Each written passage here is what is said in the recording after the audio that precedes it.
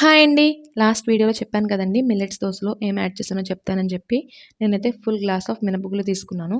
అదే గ్లాస్ క్వాంటిటీలో మొత్తం ఈ 4 వచ్చేలాగా చూసుకోవాలి. ఫస్ట్ అయితే శనగలు, నెక్స్ట్ పెసలు, అలాగే రాగులు, అలాగే ఉలవలు. ఇవి 4 భాగాలుగా వచ్చేలాగా చూసుకోవాలి. మొత్తం ఫుల్ గ్లాస్ నిండి వచ్చేలాగా చూసుకోవాలండి. ఆ తర్వాత నేను రైస్ యాడ్ చేసుకుంటున్నాను. రైస్ 2 ½ గ్లాసెస్ యాడ్ చేసుకున్నాను.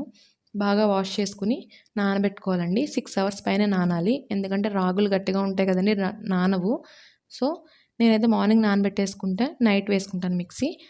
మిక్సీ వేసుకున్న తర్వాత మనకి పిండైతే ఇలా ఉంటుంది. ఒక నైట్ అంతా ఫెర్మెంట్ చేస్తే ఇలా వస్తుందండి.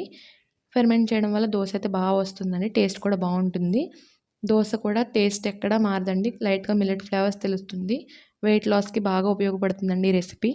వీడియో నచ్చితే లైక్ చేయండి, షేర్ చేయండి, సబ్స్క్రైబ్ చేయండి. నెక్స్ట్ వీడియోలో కలుద్దాం. బాయ్ అండి.